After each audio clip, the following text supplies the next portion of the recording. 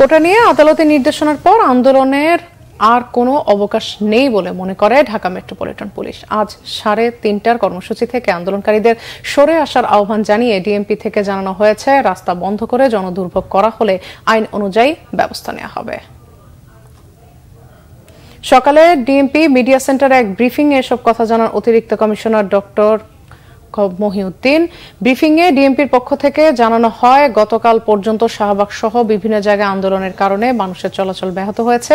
বৈষম্য বিরোধী আন্দোলনের কারণে 6 জুলাই থেকে গতকাল পর্যন্ত বাংলা ব্লকেট হয়েছে।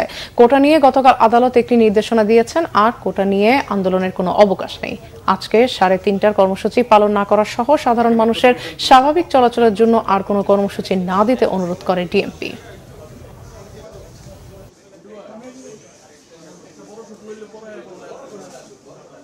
2018 সালের যে পরিপত্র সেটি বলবৎ হয়েছে এবং সে কারণে এই স্টুডেন্টদের এই যারা এই আন্দোলন করছে তাদের একত্রিত হয়ে জনদুর্ভোগ করার কোনো অবকাশ বা প্রয়োজন আছে বলে ঢাকা মেট্রোপলিটন পুলিশ মনে করে না। স্টুডেন্টদের বাইরেও সম্মানিত মহানগরবাসীর নিরাপত্তা এবং কনস্টিটিউশনের 36 অনুযায়ী ফ্রিডম অফ মুভমেন্ট সেটি এনশিওর করতে আমরা বাধ্য।